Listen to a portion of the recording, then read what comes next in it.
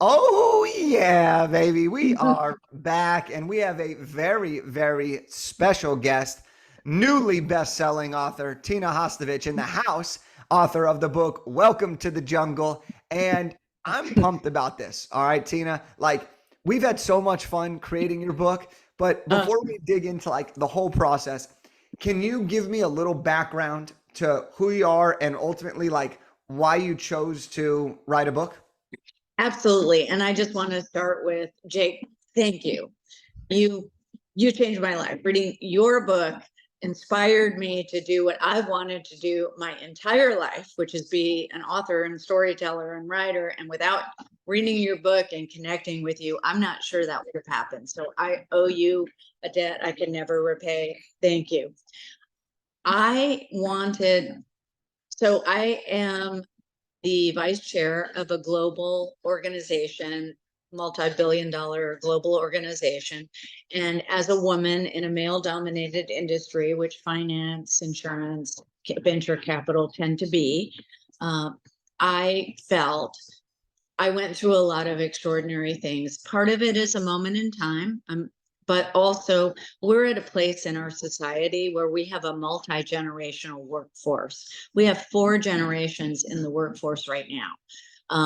Everybody from Gen Z to boomers, right? So there's a lot of people, they don't understand each other. They don't understand the perspective. The younger people don't understand people like myself who went through a lot of stuff that they would frankly not tolerate, nor should they, and won't, and hopefully will not have to go through in their own careers. But I did want to bring this back to, if I were writing a letter to my younger self, what would I want to have known back then? And what do I want young people? And it's not just women, because we're losing, I mean, it's still harder as a woman in the financial services or male dominated industry. Absolutely. The C-suite is still 25% female and 75% approximately male. So that's not changing. It's still going to be challenging. However, a generation of young men coming up are getting lost because they're not clear on where do they fit, what can they do, how should they behave, how should they create value, what does it mean to be a man in corporate America, in our society, in the workforce, as well as what does it mean to be a woman now. And I had some very specific thoughts on those things, both as somebody, as a survivor of four generations in an industry, as a parent of a young man, as somebody who is involved politically, looks around the world, has great concern about the place that the world finds itself in. And I wanted to do a tiny little thing that might help, even as you told me, Jake, if my book only helps one person, the journey will have been worth it for me. And I wanted to share those things. I also had some health challenges. During the pandemic, I had cancer and a stroke, and I continue to have to be vigilant about some things. So I thought, if not now, when? Yeah. Basically, we And only and have you did it. so many days. Yeah, And you did it. And you did crushed the it. Thank you. process. And the book is subtitled, A Guide to Surviving and Thriving in Corporate America While Creating Your Dream Life. And that's Yes. exactly what your book is all about. So for the people that are in their career right now, Yeah. okay, what is just one quick hitting tip that you would give to someone who's in their career, who's looking to get to the next level? I think the more that your purpose, and it's going to take you a little bit of work and time to figure out what your purpose is, what drives you. But the reality is that you probably knew your purpose as a child. We're just not encouraged to talk about those things, right? Until we're older, but you probably have a great idea about what your purpose is, what motivates you, if you could wave a magic wand in the world today, excuse me, what do you want to have happen? The closer you can align work that you're doing with that purpose, with that passion, the more successful your life will be, Mm, period. That's the best advice I got. And I think that's the best advice I can give. yeah. You're not just showing up for a job. It's a part of your life that's part of a whole, not a piece, a good piece or a toxic piece or a whatever piece. So Yeah, I think that's really interesting. Like when you mention like purpose, right? You got to lead with the purpose because I think Yes, sometimes the purpose also leads to a passion you didn't have yet, right? correct. And Yes, so when you have this purpose, I think it can ultimately create opportunities that wouldn't have been presented to you otherwise had you only followed just interests. And so right, you can combine a purpose with a passion. And for some people, it's obvious, it's right away. For some right. people, like you just said, and like you talk about in your book, this is something that takes time. It takes trials, it takes different jobs, it takes different internships, it takes different Yeah, bosses, mentors, etc. Sometimes it takes a while to find that, but ultimately, right. if you're driven by purpose in your career, you will find a way to be more fulfilled, ultimately leading you to not just have a work life and a regular life, but have a full life, which is Yes, ultimately what you talk a lot about in this book. absolutely. And when I look around at just bestsellers right now in general, right? So Oprah Winfrey and Dr. Brooks wrote a book about happiness, right? So if you look at the New York Times or Amazon bestseller lists, the main topics people are obsessed with at the moment are happiness, longevity, and increasing their financial health and wealth.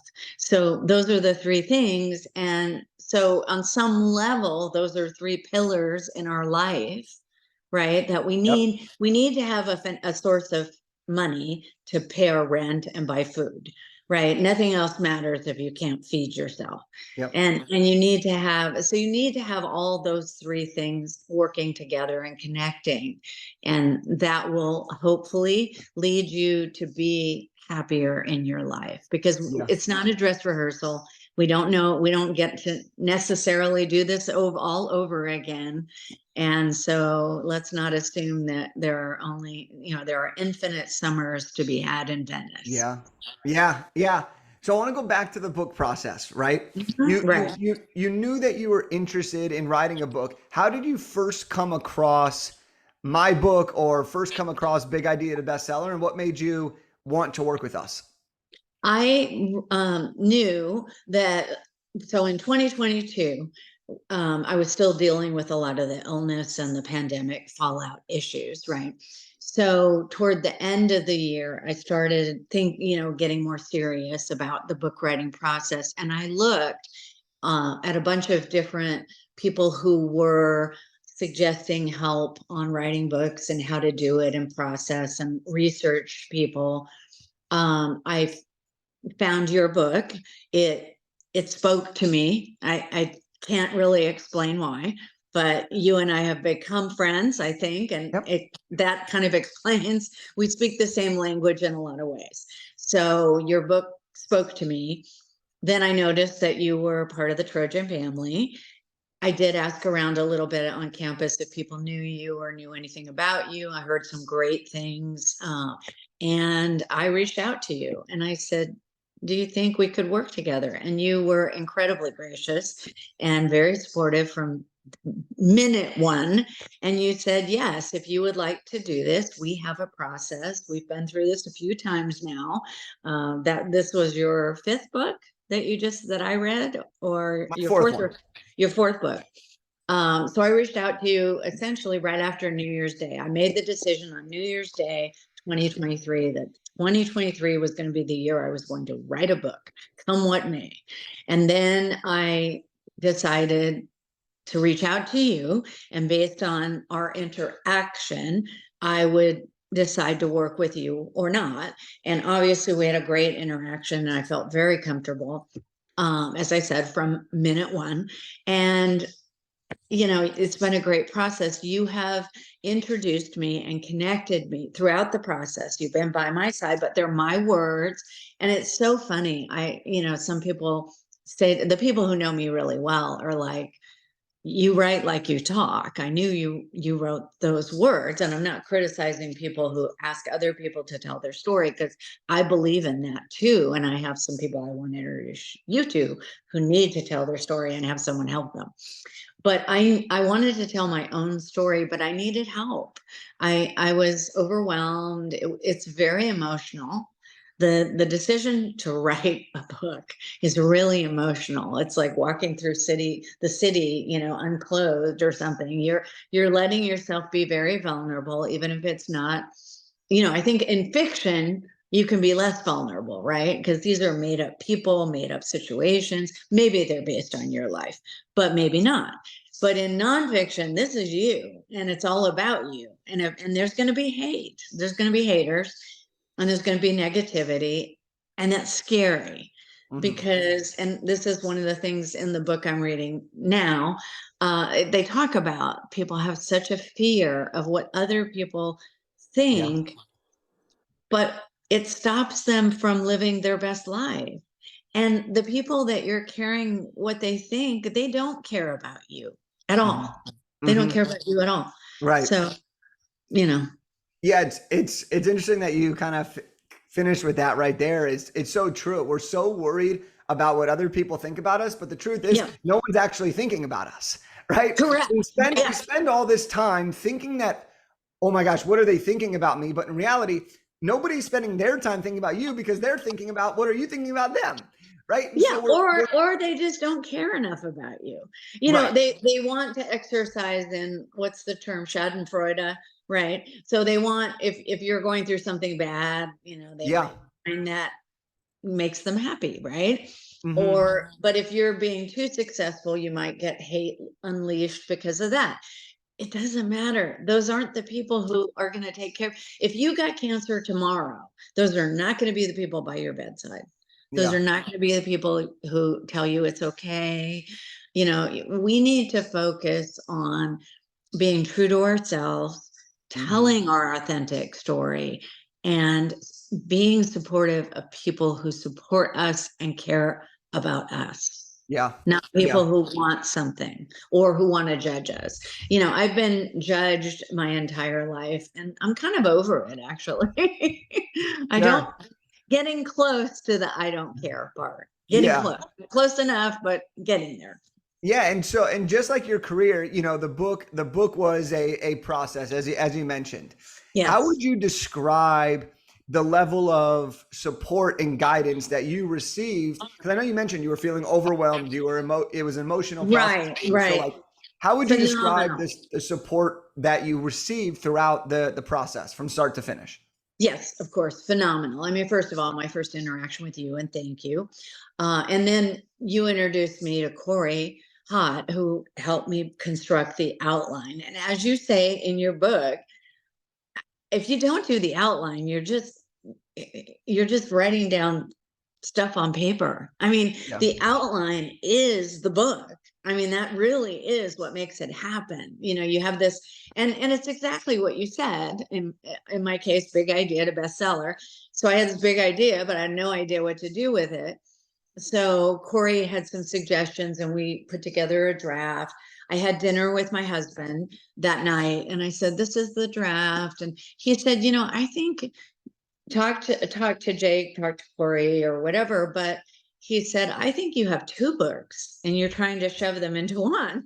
And he said, "If it makes sense, I think you should split them into two books. The beginning of your career to the middle, of the middle to creating your lasting, everlasting legacy, blah, blah, blah."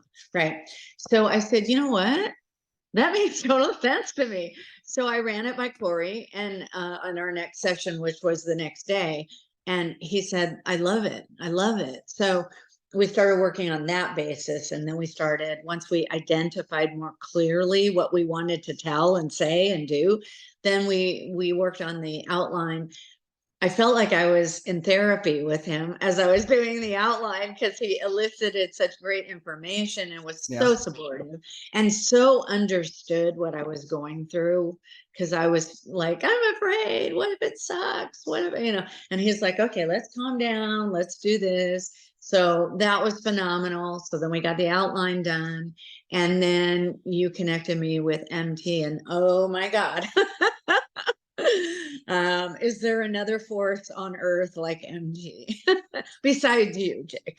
But I mean, I've told her this, and I've actually signed up for her one-on-one coaching for accountability, because I know a lot of people, and a lot of the people are whatever, but for her, I will listen to her reasons why I should do something, and I will make sure I do.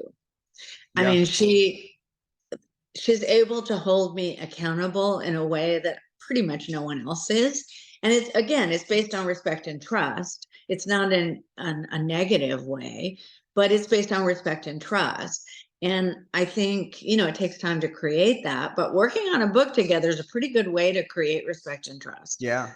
Yeah. And it's awesome as you're talking about that. For everyone that's listening, our process is designed to be very straightforward and guide you. So you meet with a writing coach and you get your outline done and you lay out the framework and you position your book. Then you have your designated success coach who guides you through, holds you accountable, tells you these deadlines. And so what you're describing is exactly the process that like we hope to give you. And you just went through it and you went step by step. And so now that the book's out, okay, Yes.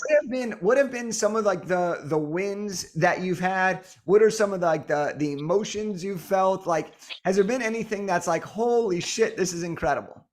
So many things. It's hard to choose. So I'll try to be concise. When I asked you on one of our one-on-one calls if I could, and the book wasn't out yet, it was finished. We were in the final edit space. And I said to you, can I put my title as author on LinkedIn? And you're like, yes. And you wrote a book. You are an author.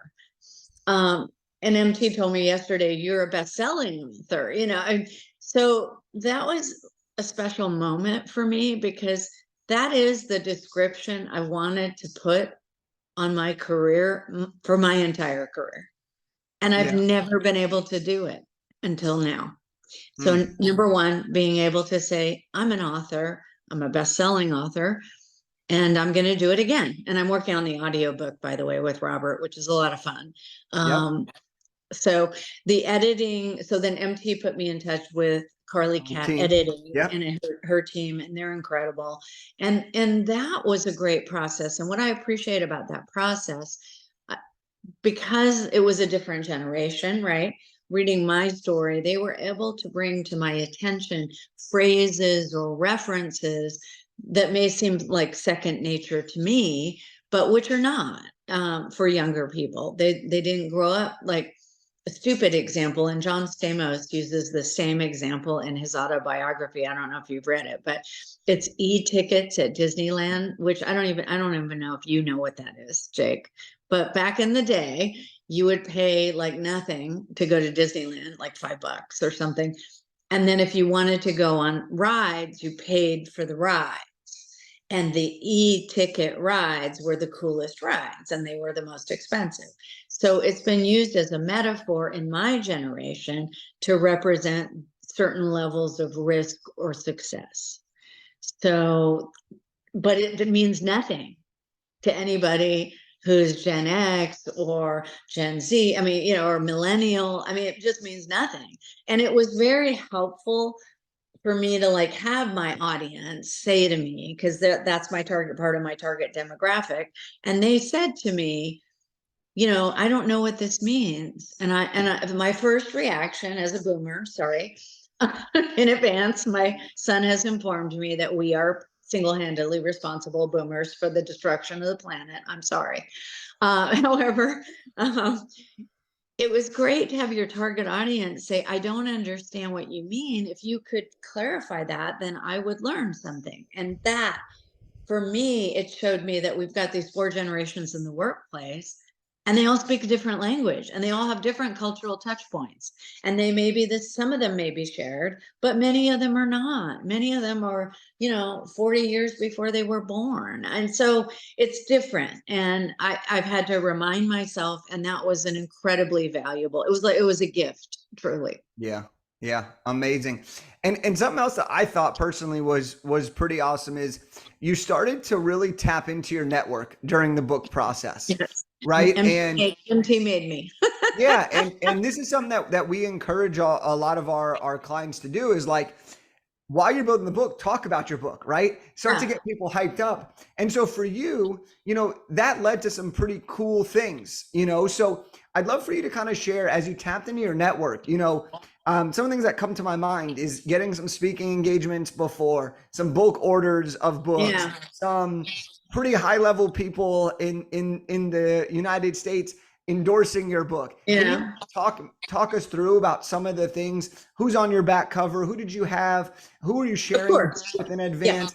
Because I want to show people that what you did is you took your experience, you Hmm. packaged it into this book, and then you found the people in your network that could support the mission, right? And enhance the mission so that the next generation could learn how to have a better, successful career, Yes, that is right? my, that So is my, who did you start talking to, and what type of speaking engagements and bulk orders did you start to get as the book was getting ready for launch?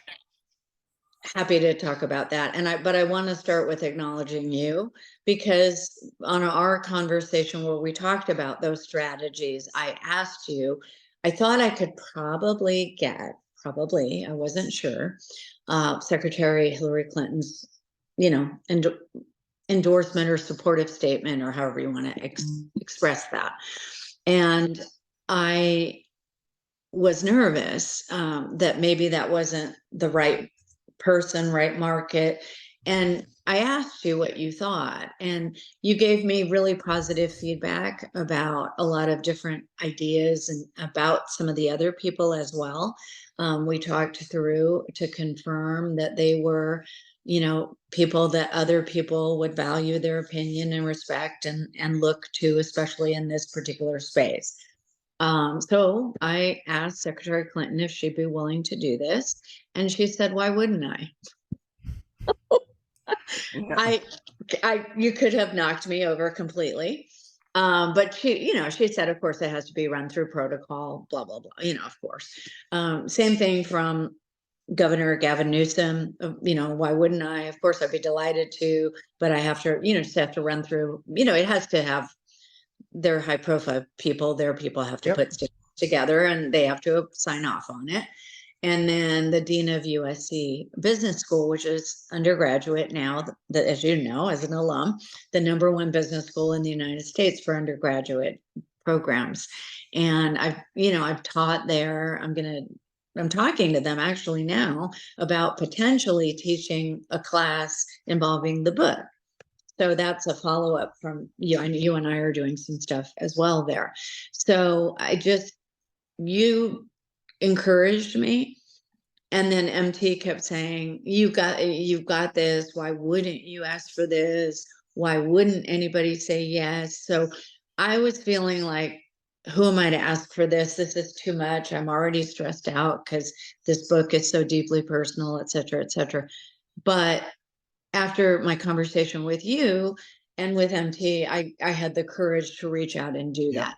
Then I started looking at, well, I'm in charge of DEI for my organization. And so I should do an event there. And they ordered the books. I reached out to the Kennedy Center. I'm on their board and I'm doing a talk on January 30th.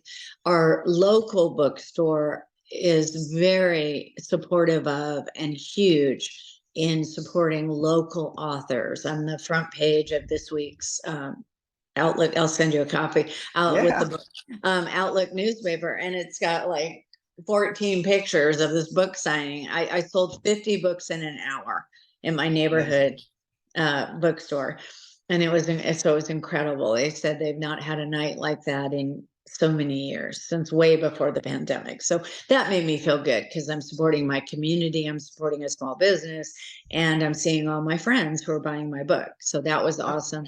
Then I have a friend in New York who offered to host, the event in New York, and et cetera, et cetera. So Yeah, I mean, it's so awesome. Some of these I haven't even heard yet. These are amazing. But what's really amazing is that when you write a book, it can introduce you to new opportunities. It can yeah, connect you with your community, and it can reconnect you with people that maybe you haven't talked to in a while, or that you want to, hey, you know what? this is a great touch point to reach out to someone. And you've Right. kind of done a little bit of it all throughout this process. And Yeah. it's so awesome to see, because now that the book's out, you hit bestseller in multiple categories. Your book's touching people all over the country, all over the world. You're speaking and inspiring the next generation, but you're also telling story, right? Yeah. And I know that this Right. is a really important thing for you, not just writing a book, but the art of storytelling. And so Yes, it like, is my number one passion. If you and ask me so to describe myself, I'd say I'm a storyteller. yeah, and so with that, when you look at the world around you, your colleagues in your generation, the younger generations, like if there's somebody that has an inkling of writing a book, what would you suggest to them as a storyteller? I do think I would refer them to you because Sure. because everybody thinks that they can do this on their own. And as someone who was in the film school at USC at one point in my life, you can't do this by yourself. Right. This is a team sport. You need people to hold you accountable. But do think about, what that story is, what that you want to share, that you want the world to know. There are some people who say, I don't have a story and I don't have any interest in this. And that's fine. You don't have to have a story, but you may be surprised, because I believe everyone has a story. Yep. And then Mm. that what we've lost is the art, as we talked about earlier, the art of storytelling that used to be through multi-generational exchanges in families. But that's, that boundary or bond is becoming very fragile. Yeah, So, it's so funny here because as we start to bring this full circle, your book is all about your journey from reception desk to C-suite, right? Surviving and thriving in the corporate world while creating your dream life. We talked about the passion and the purpose that comes with the career. We talked about surrounding yourself and understanding different generations and how people communicate and how people respond, receiving feedback, connecting with your network. In a way, you've almost lived your whole book story while you wrote your book, right?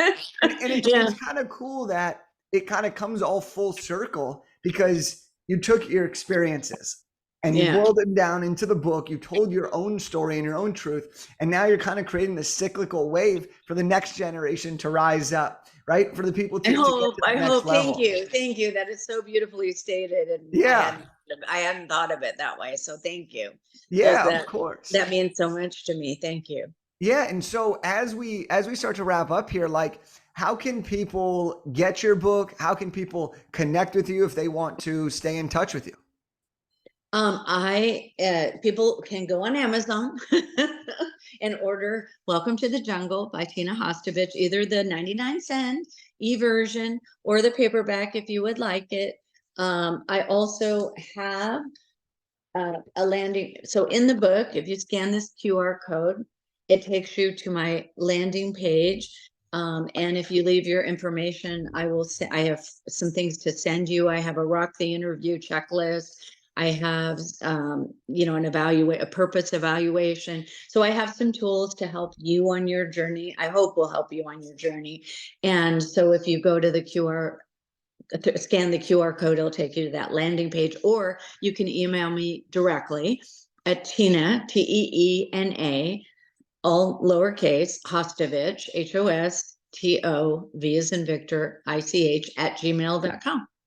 Amazing. Amazing. There we go. We'll make sure we get that linked up. But Teena, it's been such a privilege to work with you throughout Thank you. this first book. This is just the first one. We're gonna do some more books together. Hey, But we got to talk about we got, when we're getting our USC stuff scheduled. yeah, We need to talk about when we start for the second. But Robert Lane has me on yep, a tight schedule on this yep, audio book, which yep, is great, and he's fantastic, by the way.